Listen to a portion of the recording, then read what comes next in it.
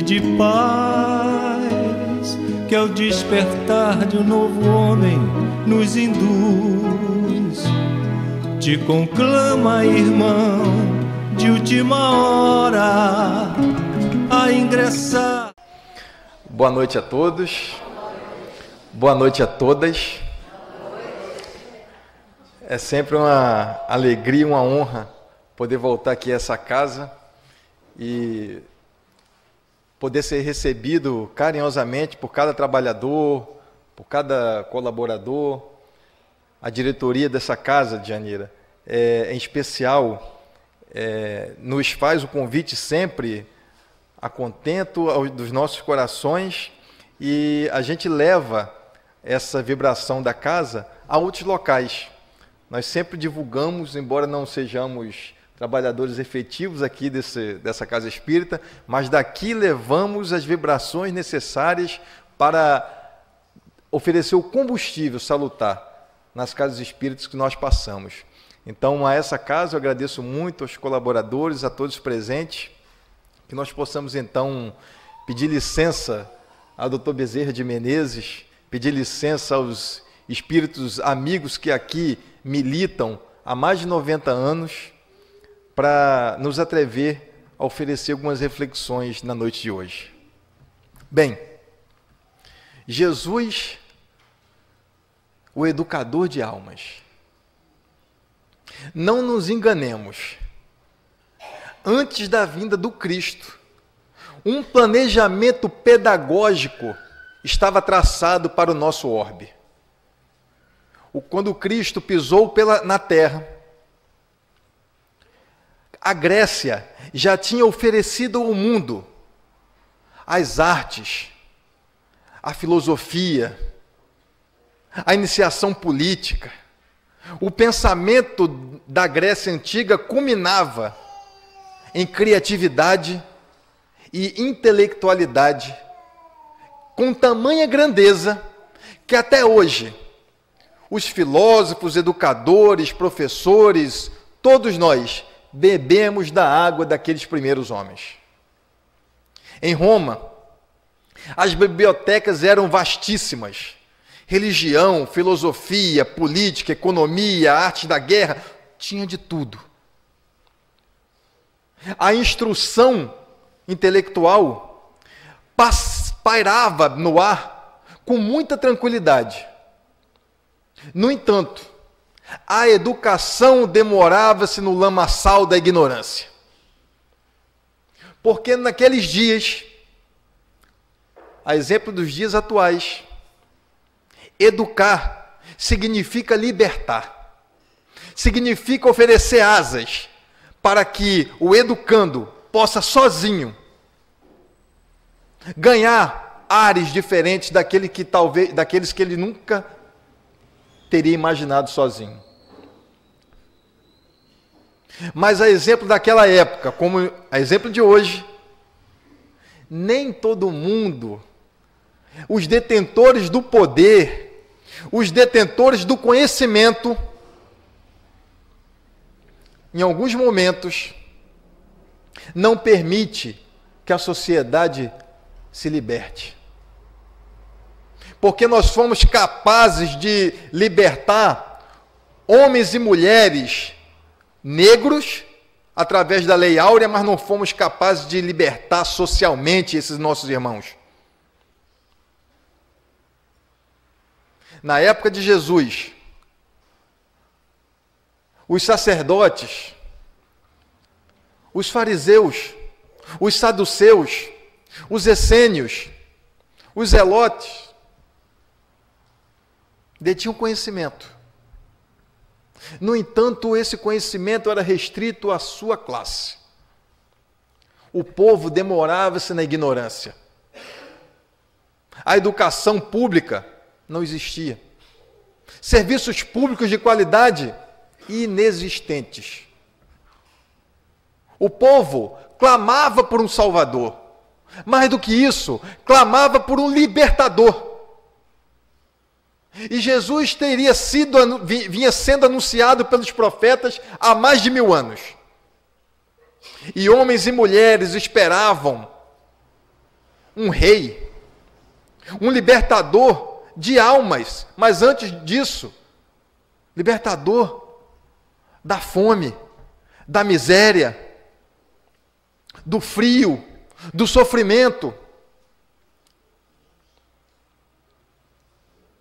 E a pedagogia divina, com muita tranquilidade, esperou o momento certo para que Jesus viesse até nós e fizesse a maior transformação de todos os tempos.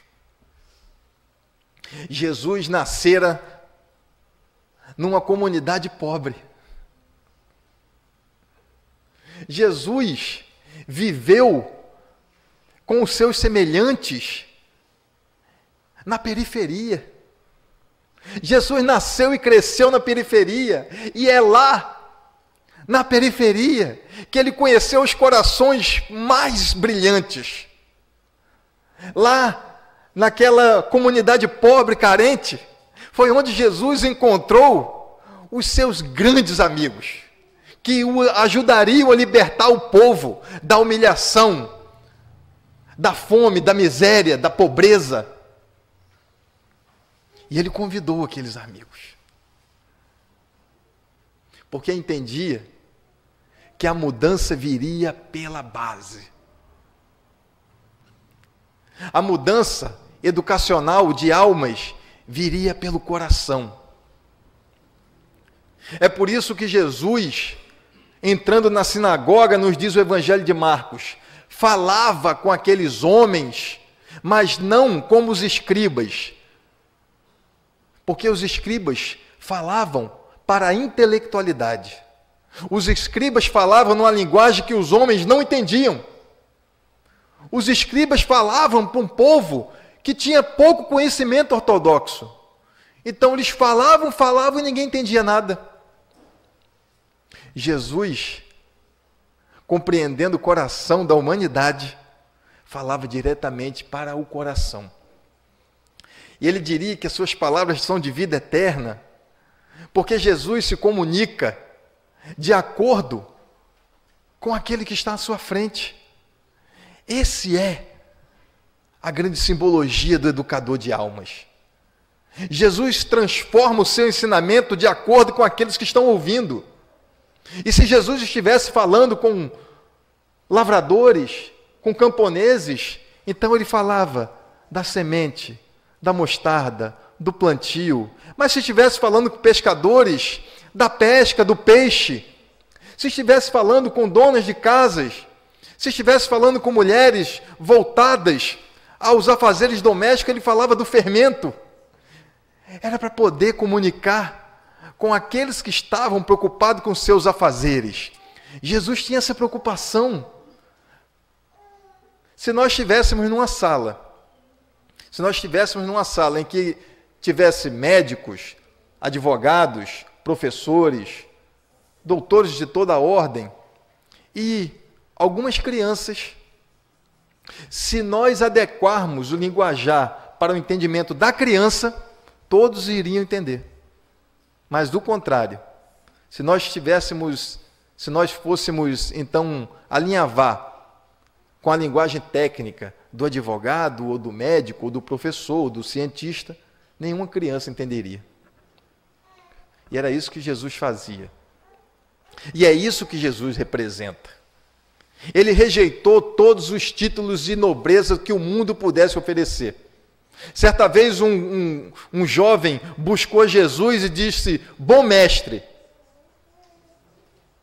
E é preciso a gente entender que bom mestre, para os fariseus, para os judeus naquela época, o bom significava aquele que estava purificado, aquele que já era perfeito, aquele que falava com o mais alto e tinha autoridade de comunicar com as multidões. E Jesus disse: bom, por que me chamais bom? Bom é só o Pai que está nos céus. Mas existia um título que ele não recusou. Está em João capítulo 13, versículo 13. Dizei que eu sou o mestre, que eu sou o Senhor, e dizei bem, porque eu sou.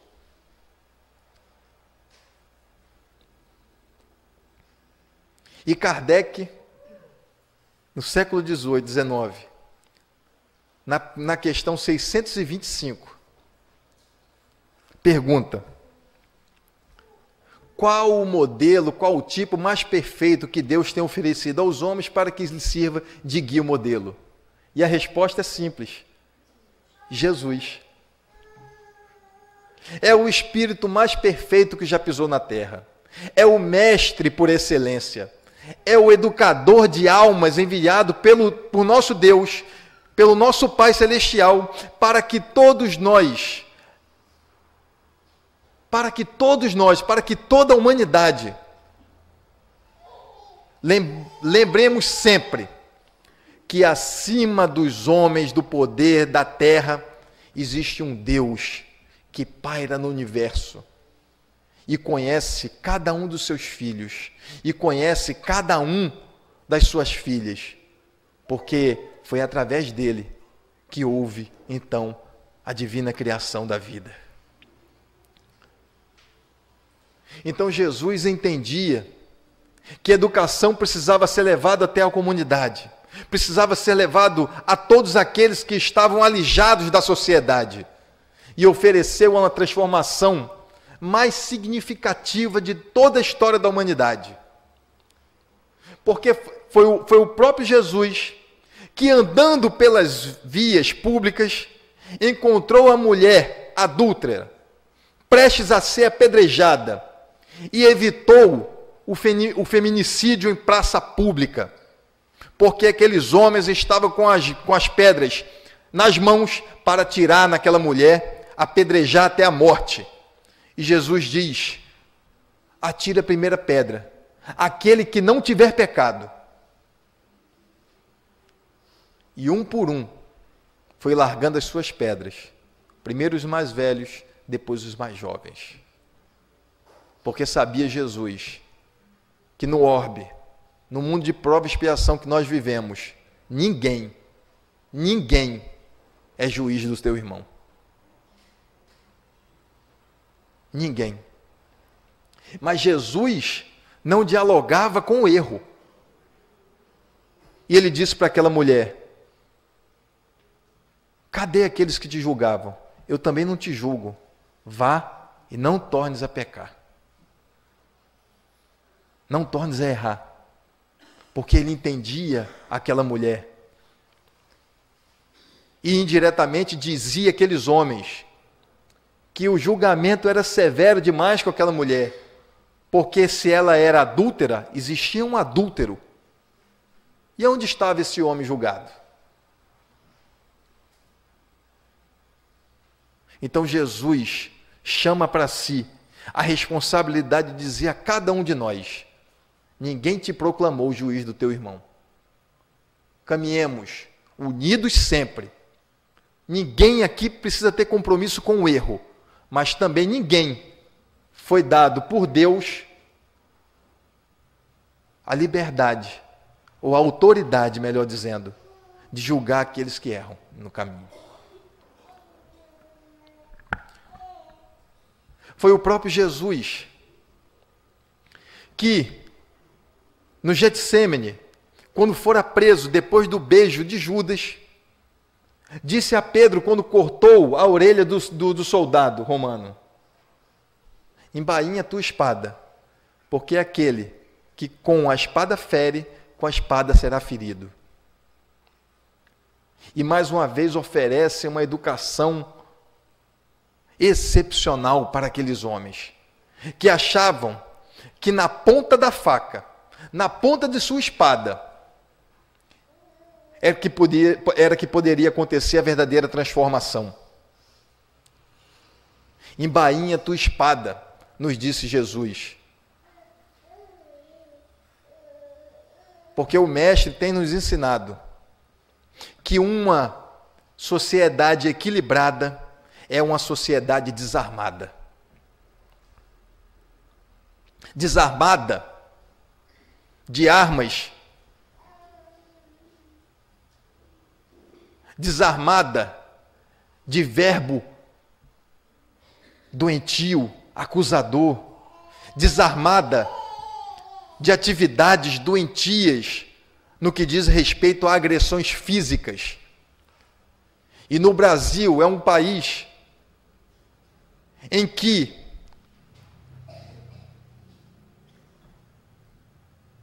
o maior número de assassinatos à comunidade LGBT é aqui no nosso país, um país extremamente cristão, mas intolerante com o diferente. É um país onde o feminicídio acontece todos os dias. Enquanto nós estamos falando aqui, mulheres estão sendo espancadas em suas casas, com medo de sair de casa, com medo de revelar e com a vergonha de revelar aquilo que tem acontecido dentro de casa. Porque ainda somos uma sociedade armada. Armada no coração, armada na alma. E o Cristo nos disse: embainha tua espada. Porque a lei de retorno é uma lei de Deus.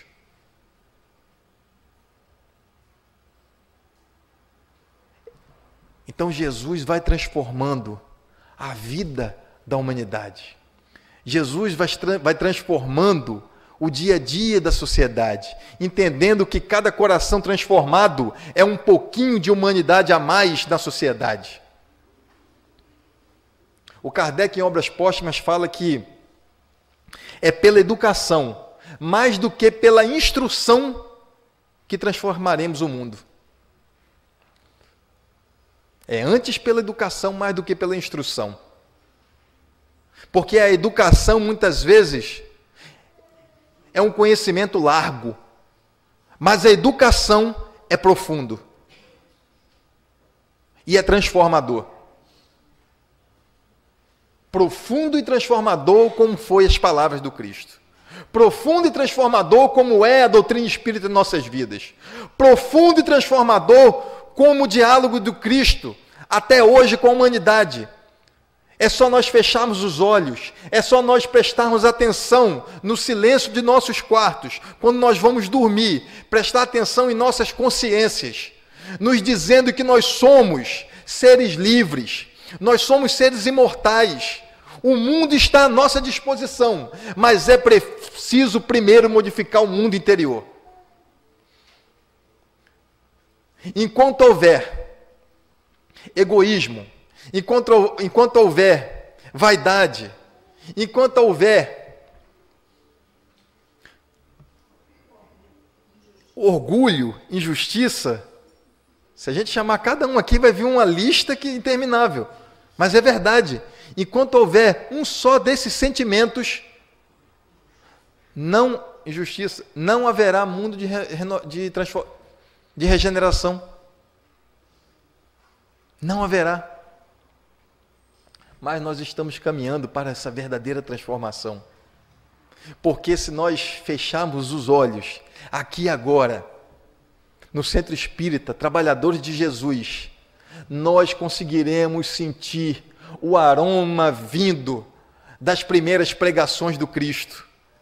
Como se ele estivesse falando no monte, como se ele estivesse andando pelas ruas, como se ele estivesse entrando na casa de todos aqueles que o seguiam. Jesus diz para aqueles homens e mulheres, e para nós de hoje, na atualidade, que nós não somos escravos desse mundo, nós somos homens e mulheres libertos, e a liberdade vem pela educação, pelo conhecimento, e pela possibilidade que nós temos de nos enxergar como filhos de Deus, herdeiros do infinito, e nada poderá nos deter. Nada. Porque eu e você passamos por dificuldades enormes. Eu e você sabemos como foi difícil chegar aqui na noite de hoje. Eu e você sabemos quantas reencarnações nós estamos cometendo o mesmo erro. Mas também eu e você sabemos o quanto nós já somos felizes, o quanto nós já nos transformamos, o quanto nós já desenvolvemos dentro de nós a capacidade de entender o outro, de interagir, de conversar, de dialogar, de compreender que nem todo mundo está na mesma sintonia. É preciso reconhecer os avanços, mas nunca esquecendo dos tropeços. Porque quem esquece os tropeços do passado corre o risco de cometê-los novamente. É lembrar sem sentir dor. É trazer à tona uma história que não foi muito feliz, mas como processo educacional de transformação. Entende? Esse é o objetivo da vida. Esse é o objetivo da reencarnação. Vivermos múltiplas vidas, cometendo erros e acertos, mas nunca desistindo dela. Nunca desistindo da caminhada. Porque se a jornada é longa, porque se o trabalho é duro, nós também sabemos que não estamos sozinhos.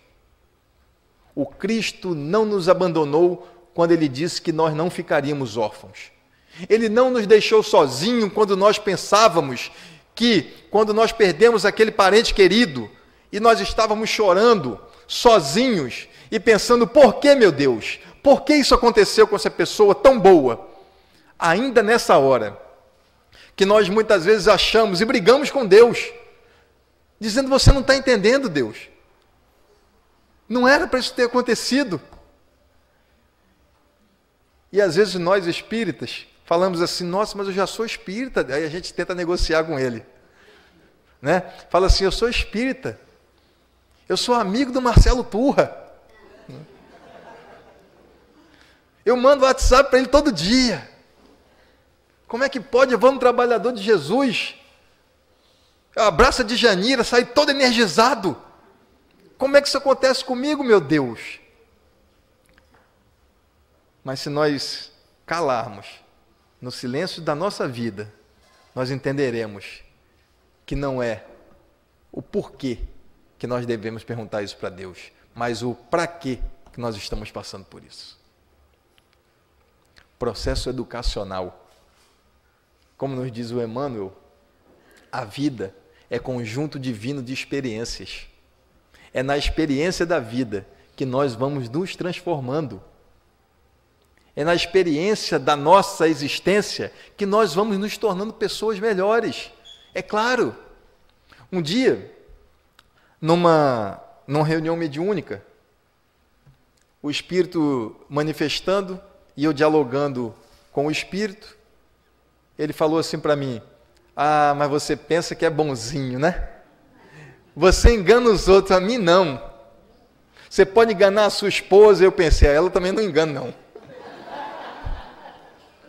Você pode enganar a sua sogra, eu falei, essa aí eu gosto de enganar.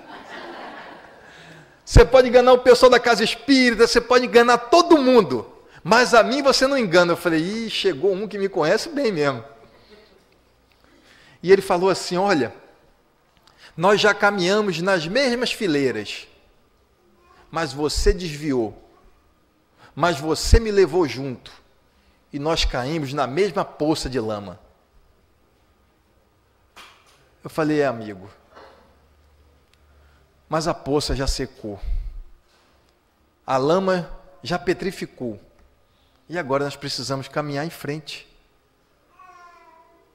É claro que ainda os vestígios de lama ainda estão em nossos pés. Mas nós não podemos parar jamais. Nós precisamos continuar na luta. Nós precisamos continuar querendo viver.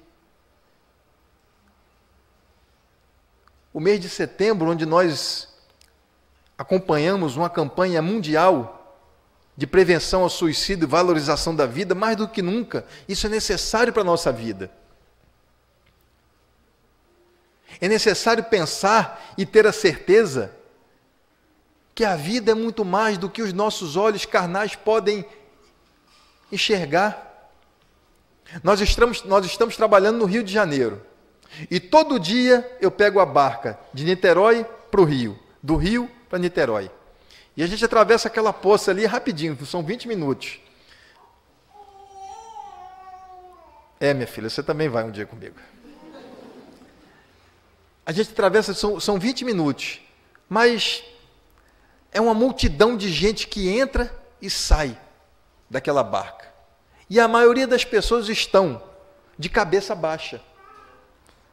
Não no movimento de depressão, mas no movimento de dedos na internet, no celular, e que parece que está todo mundo ali agindo mecanicamente, porque as pessoas andam sem olhar para frente. Se chegasse um companheiro de outro planeta agora e viesse aqui no Brasil e entrasse na barca para pegar a barca de um lado para o outro e falar, nossa, esse pessoal é evoluído, anda, não precisa nem olhar para frente. E nós estamos ali vendo aquele movimento das pessoas vivendo suas vidas mecanicamente, sabe? Indo trabalhar, voltando do trabalho, com a mesma cara, com a mesma impaciência, com a mesma forma de ver a vida, e parece que a vida não passa de um conjunto de moléculas orgânicas, de um conjunto de fatores emocionais que dizem e ditam aquilo que você deve ou não deve fazer. E ao conversar com um companheiro um dia que estava ao meu lado, não sei o nome, não sei para onde estava indo, nem de onde estava vindo. Mas eu perguntei para ele que horas são. E ele me respondeu, tanto faz.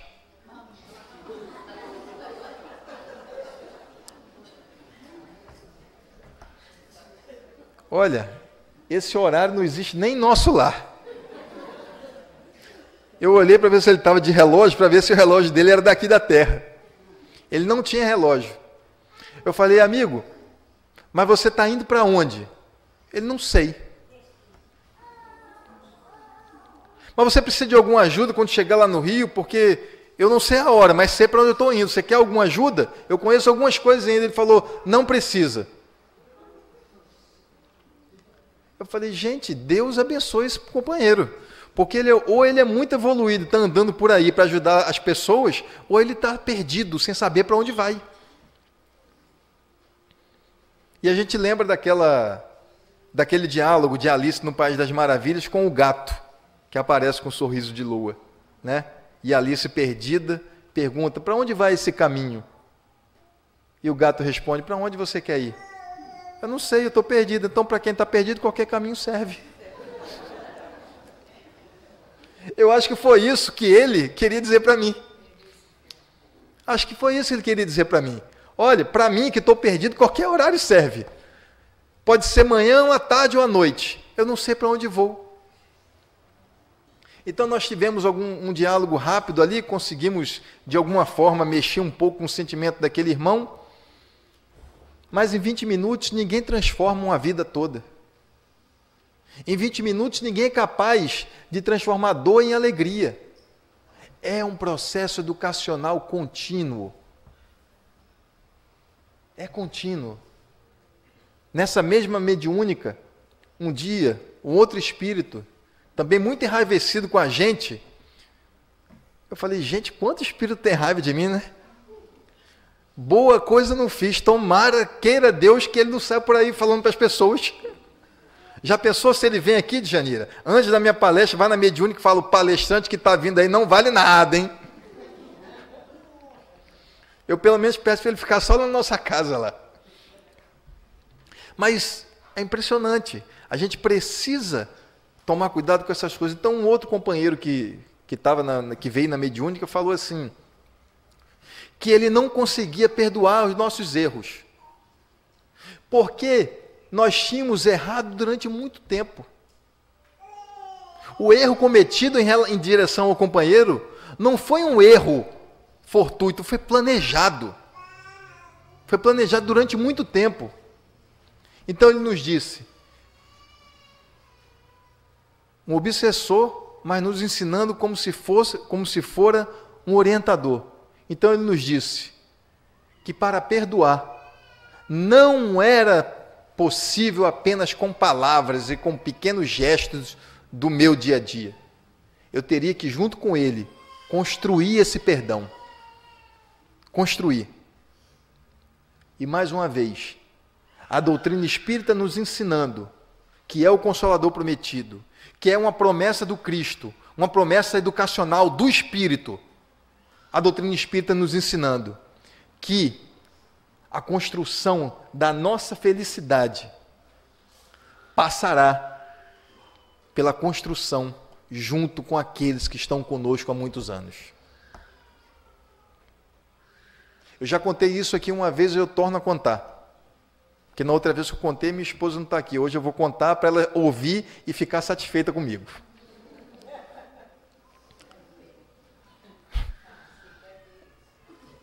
Outro dia a gente estava chegando em casa. E a gente mora no apartamento. E o apartamento a gente precisa pegar o elevador para chegar. Mas a gente mora no primeiro andar. São 2 lances de escada rapidinho. Já estava quase na hora do jogo, do futebol. E eu sabia que ela queria ver outra coisa na TV. Eu falei, vou chegar primeiro. Eu enganei ela, apertei o botão do elevador. Quando ele chegou, ela entrou pela escada.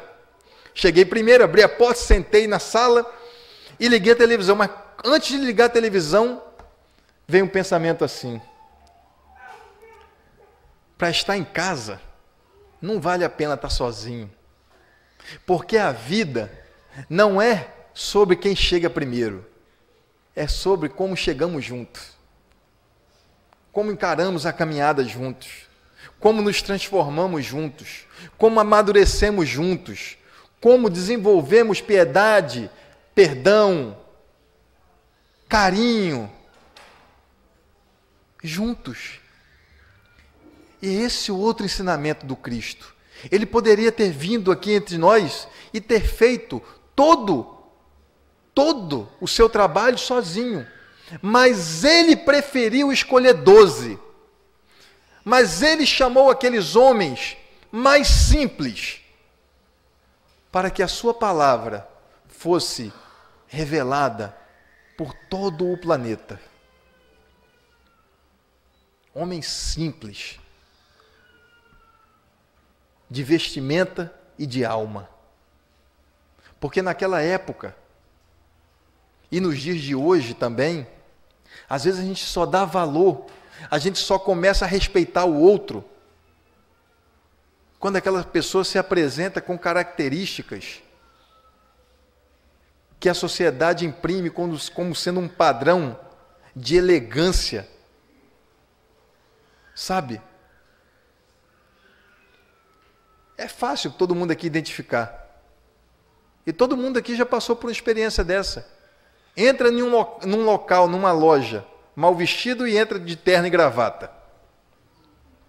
E a culpa não é do atendente, porque o atendente é gente igual a gente. A culpa não é dele, a culpa é de um sistema desproporcional e desqualificador que existe ainda no mundo, que afere que as pessoas são mais importantes por aquilo que ela tem, por aquilo que ela pode vestir, com aquilo que ela pode se apresentar. Mas Jesus também quebrou esse paradigma, porque ele poderia ter chamado os fariseus para conversar, para dialogar e transformar o mundo, mas ele escolheu pescadores.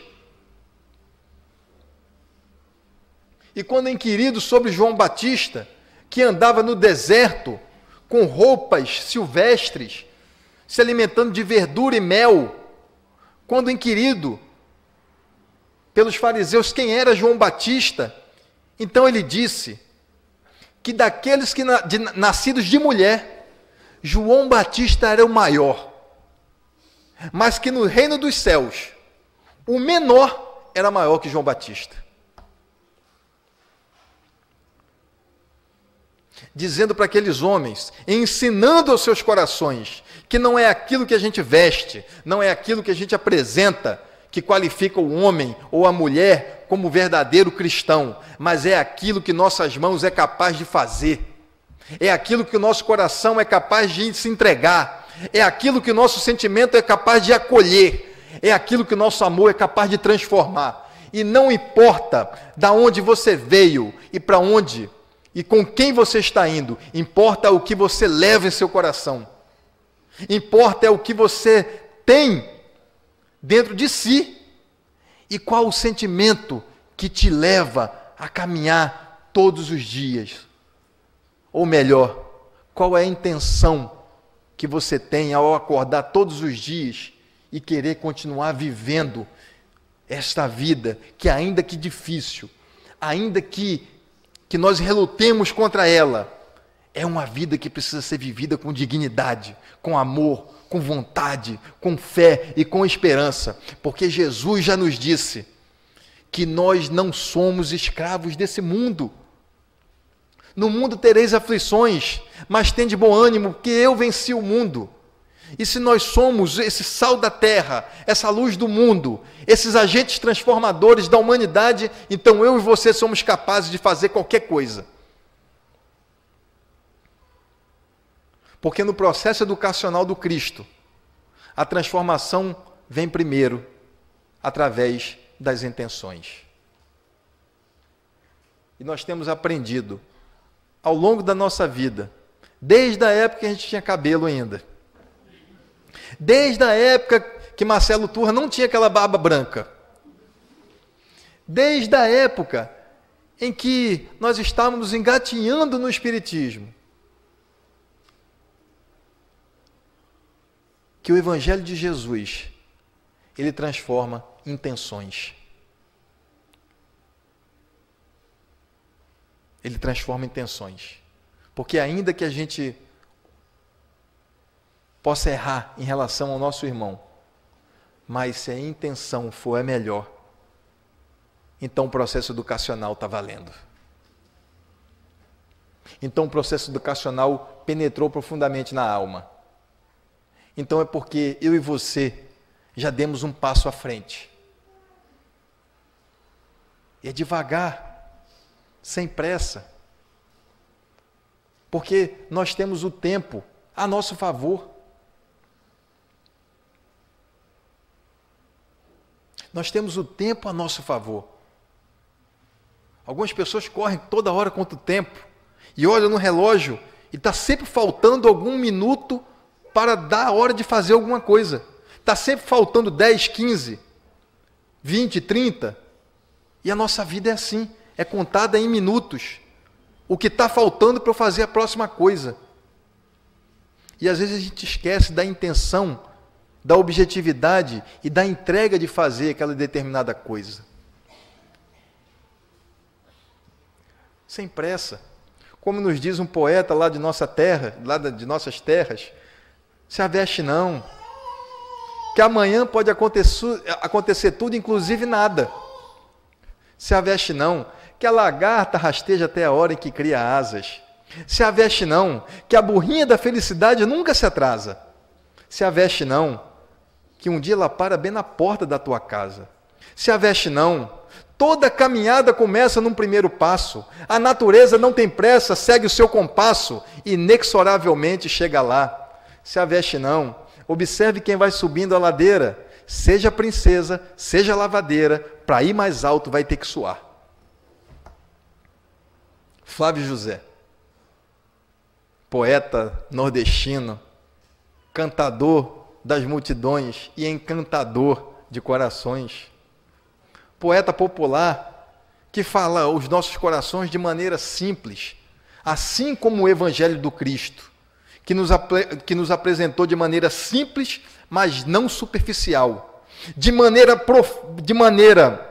firme, mas não inflexível, de maneira profunda, mas não complexa. Essa é a atividade do Cristo no seu dia a dia. É transformar nossas almas, transformar nossas vidas, transformar nossas intenções e transformando cada coração, transformaremos a sociedade num lugar muito melhor para se viver. Com homens e mulheres desarmadas, nos bolsos e nos corações, e nos pensamentos, e nos dedos, porque a internet hoje em dia só Jesus. A gente tem uma atividade nas redes sociais e nós temos nossas opiniões pessoais que não necessariamente tem que ser sempre ligados à religiosidade. Nós temos nossas opiniões econômicas, políticas, sociais. Ora, nós somos seres sociáveis. Aristóteles dizia que o homem é um animal político. Político no sentido amplo, com P maiúsculo. A política é transformadora. A política de ferramenta de transformação social ímpar para a nossa sociedade. É preciso saber manuseá-la. Mas antes de tudo, é preciso ter o coração livre e a mente liberta do egoísmo humano. Porque nós só estamos vivendo essa crise no Brasil e no mundo porque ainda os corações não se libertaram da vaidade, do egoísmo e do orgulho. É preciso aprender com as experiências. E alguns diziam, e alguns podem dizer, mas a política está apodrecida. Não, gente, não está. Nós é que precisamos nos transformar. Porque a política também estava na vida de Jesus. Ou nós nos esquecemos que basta abrir o Novo Testamento e ele está repleto de informações políticas. Eu não estou falando de partidarismo. Eu estou falando de informações políticas. Lucas abre seu evangelho falando que Jesus vivia numa sociedade em que o governo político era ditado por Roma. E falava dos prefeitos, dos governadores da época, um a um, até fazer um desenho daquilo que estava acontecendo. Então Jesus não estava alheio a isso. Ele entendia muito bem o que estava acontecendo. Mas ele, como o sol, que penetra na lama sem se sujar e transforma as profundidades do lamaçal sem encostar numa só sujeira. Jesus transforma os corações para depois transformar as multidões. Jesus transforma a sociedade através do nosso entendimento do que é ser um bom cidadão, uma boa cidadã, um bom cristão, uma boa cristã. E já encaminhando aqui para o encerramento, que eu sei que vocês estão doidos para voltar para casa num domingo à noite. Depois tem aqui um lanchinho aqui, Janira? Tem. Depois do lanchinho a gente pode voltar para casa. E eu saio daqui energizado. Então o Emmanuel nos diz que com Jesus, no livro Roteiro, no capítulo 21, numa página intitulada Evangelho e Educação, em determinado momento nos diz Emmanuel: com Jesus, entretanto, começa uma era nova para o sentimento. Condenado ao supremo sacrifício, sem reclamar, e rogando perdão celeste para aqueles que o vergastavam e feriam, instila no ânimo dos seguidores novas disposições espirituais. Iluminados pela divina influência, os discípulos do Mestre consagram-se ao serviço dos semelhantes. Simão Pedro e os companheiros dedicam-se aos doentes e infortunados. Instituem-se casas de socorro para os necessitados e escolas de evangelização para o espírito popular. Pouco a pouco altera-se a paisagem social no curso dos séculos. Dilacerados e atormentados, entregues ao supremo sacrifício nas demonstrações sanguinolentas dos tribunais e das praças públicas, ou trancafiados nas prisões, os aprendizes do Evangelho ensinam a compaixão e a solidariedade, a bondade e o amor, a fortaleza, a moral e a esperança. Há grupos de servidores que se devotam ao trabalho remunerado para a libertação de numerosos cativos. Senhores da fortuna e da terra, tocados nas fibras mais íntimas, devolvem escravos ao mundo livre. Doentes encontram remédio, mendigos acham teto, desesperados se reconfortam, órfãos são recebidos no lar. Nova mentalidade surge na terra. O coração educado aparece por abençoada luz nas sombras da vida. A gentileza e a afabilidade passam a reger o campo das boas maneiras. E sob a inspiração do Mestre crucificado, homens de pátrias e raças diferentes aprenderam a encontrar-se com alegria, exclamando felizes: meus irmãos,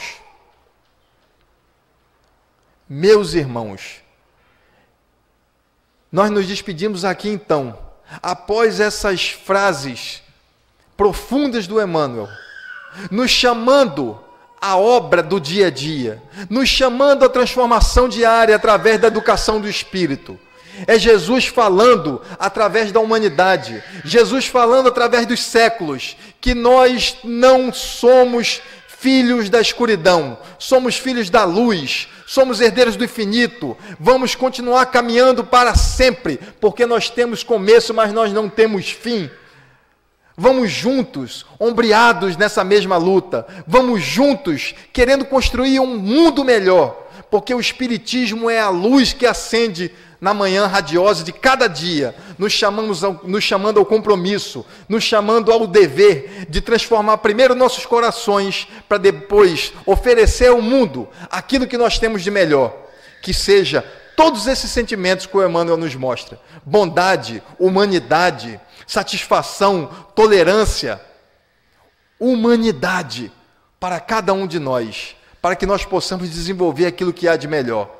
E fica aqui então a mensagem que nós trazemos na noite de hoje, de paz, de esperança e de amor para todo agora e sempre. Que assim seja. Muito obrigado.